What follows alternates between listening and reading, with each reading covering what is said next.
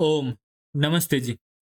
आज का हमारा विषय स्त्री प्रकरण में सारंगर वाद्ययो गीन नियम से प्रारंभ होगा। नियम क्या कहता है कि सारंगरवादी गण में पठित प्रातिपदिकयों से और अय प्रत्यय का जो अकार तदंत जातिवाचक प्रातिपदिकों से स्त्रीत्व की विवक्षा में गीन प्रत्यय होगा। कौन सा प्रत्यय होगा? गीन। ठीक है। अब जब गीन प्रत्यय होगा तो उदाहरण के तौर पर रूप क्या बनेगा?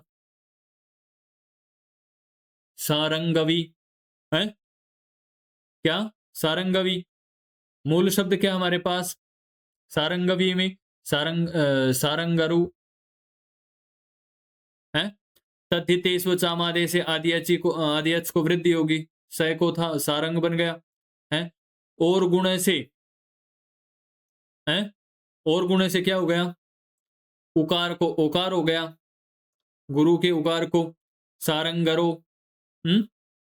अब सारंगरो जब बन जाएगा है, एचो अयवा याव नियम से यहां पर ओ को अवादेश हो जाएगा, सारंगरवह बन जाएगा। बनाना क्या था? सारंगरवी है। तो अभी अभी जो नियम पढ़ा था हमने, गीन प्रत्यय विधायक गर्वाद्यो नियम से गीन प्रत्यय हो जाएगा। और जब गीन प्रत्यय आएगा, गीन का क्या शेष रहेगा? ई। जैसे गीस का शेष रहता था लसक्वत दिते से और अलंत्यम से जा करके तस्य लोपस लोप है।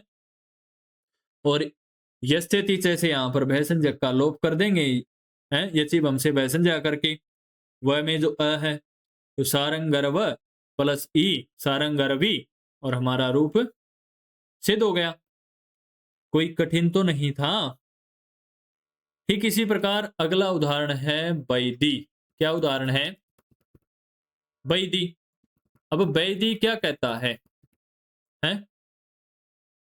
बैदी में मूल शब्द है विद है। अय प्रत्यय है इसमें है। अय प्रत्यय किससे है? नृष्यान्यंतरिये विदादिभ्यो अय। नियम से अय प्रत्यय अय का ए शेष रहेगा। विद प्लस ए मिला देंगे तो बै है क्या बन जाएगा? विद। और तद्धितेस्व चामादे से आदि एच को वृद्धि कर देंगे, ई को वृद्धि क्या होगी? आई। वैद है। अभी अभी नियम जो पढ़ा था सारंगरवयो गर्वाद्ययो गीन नियम से गीन प्रत्यय। और जब गीन प्रत्यय आ जाएगा, गीन का ग और न की संज्ञा करके ई शेष रहा। वैद प्लस ई यचिब हम से भय संज्ञा कर देंगे अंत्याकार की। और भय संज्ञा होने के पश्चात क्या रूप बनेगा? भय संज्ञा का फल स्वरूप क्या होता है? यस्यति च। अब जब यस्यति च से भय संज्ञक का लोप हो जाएगा तो रूप क्या बनेगा हमारा? हम्म। वैद प्लस ई मिला देंगे तो वैदी स्वाद उत्पत्ति विभक्ति कार्य, वैदी हमारा रूप बन गया। ठीक इसी प्रकार एक रूप बनता है ब्राह्मणी है। क्या शब्द बनता है? ब्राह्मणी। अब ब्राह्मणी में भी गीन प्रत्यय होगा। किस नियम से? सारंगर वाद्ययो गीन नियम से। गीन का ई शेष रहेगा है। और यची वम से बैसन जा करके यहां पर भी मूल ब्राह्मण शब्द है और मिला देंगे तो ब्राह्मणी रूप हमारा सिद्ध हो जाएगा। और सारंगवी रूप सिद्ध ये ब्राह्मणी रूप सिद्ध हो जाएगा। ये अंत में ये गलत लिखा हुआ है, इसका आप ध्यान रखें। आपको यदि कहीं ना समझ में आए तो आप एक बार पूछ जरूर लें, अन्यथा यहां से देख कर भी आराम से समझ सकते हैं। इसी प्रकार जब आगे बढ़ते हैं तो एक गण सूत्र आता है, नियम है नृन नरयोर वृद्धिश्च। क्या कहता है? जातिवाची नृ और नर प्रातिपदिकों से स्त्रीत्व की विवक्षा में गीन प्रत्यय होता है तथा नृ और नर को वृद्धि भी होती है इसी नियम से है। ये गण नियम है। तो जैसे नारी शब्द है। नारी शब्द में मूल शब्द क्या है? नृ है। गीन प्रत्यय किससे हो गया? स्त्रीत्व की विवक्षा में है। अभी अभी जो हमने पढ़ा है नृ नरयोर वृद्धिश्च नियम से है। गीन का ई शेष रहा। लसक व तदिते से ककार की, हलंत्यम से नकार की, तस्य लोप से लोप कर दिया। अब नृ था तद्धितेषु चामादेशे आदि एच को वृद्धि की प्राप्ति है, उण रपर से रपर भाव कर देंगे तो नृ को जब वृद्धि होगी री को तो आर वृद्धि होगी है, तो नार बन गया, नार प्लस ई, स्थानीय अंतरतम से स्थानीय रिकार के स्थान पर आर हो गया और मिला देंगे तो नारी स्वादि उत्पत्ति विभक्ति कार्य बन गया। कोई कठिन है क्या? हम्म? नहीं है ना? हम्म? ठीक इसी प्रकार ये है, यहाँ पर वृद्धि की थी है, ये नृ शब्द था, यहाँ नर शब्द है? ये भी नारी है, एक नर शब्द से नारी बनता है, एक नृ शब्द से नारी बनता है?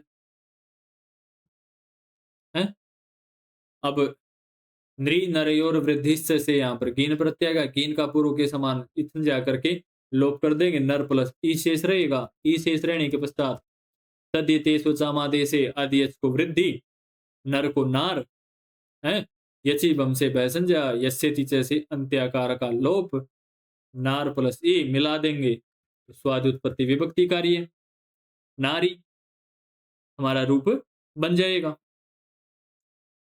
आज का हमारा अंतिम नियम रहेगा और स्त्री प्रकरण का भी अंतिम नियम रहेगा युनस्ति। युनस्ति नियम क्या कहता है? युवन प्रातिपदिक से स्त्रीत्व की विवक्षा में तद्धित संजक ति प्रत्यय होता है। यह सूत्र ऋणभ्यो गीप से प्राप्त गीप का अपवाद है, जो नकारांत युवन प्रातिपदिक से ति प्रत्यय का विधान करता है। अब युवती शब्द बनाना है, युवती तो समझते हैं आप, समाज में प्रयोग करते हैं। कोई पूछ ले आपसे युवती शब्द में ती प्रत्यय है या कौन सा प्रत्यय है, और ती प्रत्यय है तो किस नियम से है, तो ध्यान दें युवती कैसे बनता है। मूल शब्द है युवन, कौन सा शब्द है? युवन, ठीक है। अब युवन में ती प्रत्यय युनस्ति नियम से लगता है स्त्रीत्व की विवक्षा में है। स्वादिष्ट सर्वनाम स्थाने से ती परे रहते युवन की पद संज्ञा कर देते हैं, और पद संज्ञा करने के पश्चात नय लोप प्रातिपदिकांत से नय का लोप कर देंगे, युवन के नय का, और जब नय का लोप हो जाएगा तो मिला देंगे युवती। या तो आप यहां पर भी स्वादि उत्पत्ति विभक्ति कार्य कर सकते हैं, या फिर सुप आदि प्रत्यय लेके आएंगे, सु ले आएंगे, सु औजस सम औट षष्ठाभ्याम बिस के भ्याम बस गसी भ्याम बस गसो साम गियो सुप है, क्योंकि ये अंतिम नियम है और अंतिम सिद्धि है, तो हम स्वादि उत्पत्ति विभक्ति कार्य आपको करके दिखा रहे हैं। प्रारंभ में भी करवाया था और अंत में भी हम करा रहे हैं, ठीक है। तो जब सु आ जाएगा, सु के उकार की इच संज्ञा है उपदेश से अज अनुनासिक इत से तस्य लोप से लोप, और लोप होने के बाद युवती स दंत्य सकार है, वो भी हर्स्व, तो सकार को रुत्व प्राप्त है किस नियम से? सस जुसो रू से, सकार के स्थान पर रुत्व हो गया। अब रू में ऊ है, ऊ को भी इच संज्ञा प्राप्त है उपदेश से अज अनुनासिक इत से तस्य लोप से लोप, यहाँ पर शेष क्या रहा? शेष रेफ। अब रेप की विरामो अवसानम से अवसान संज्ञा करेंगे, अवसान संज्ञा करने के पश्चात खर अवसानी और विसर्जनीय नियम से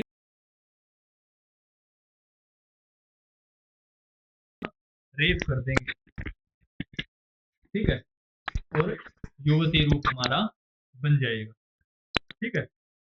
आज हमारा स्त्री प्रकरण भी पूर्ण हुआ, फिर मिलेंगे एक नए प्रकरण के साथ। आप किस प्रकरण को संस्कृत व्याकरण में, साहित्य में, वेद में जानना चाहते हैं, आप कमेंट करके हमें जरूर बता सकते हैं, हम उस प्रकरण पर आपको वीडियो उपलब्ध कराएंगे। धन्यवाद, फिर मिलेंगे।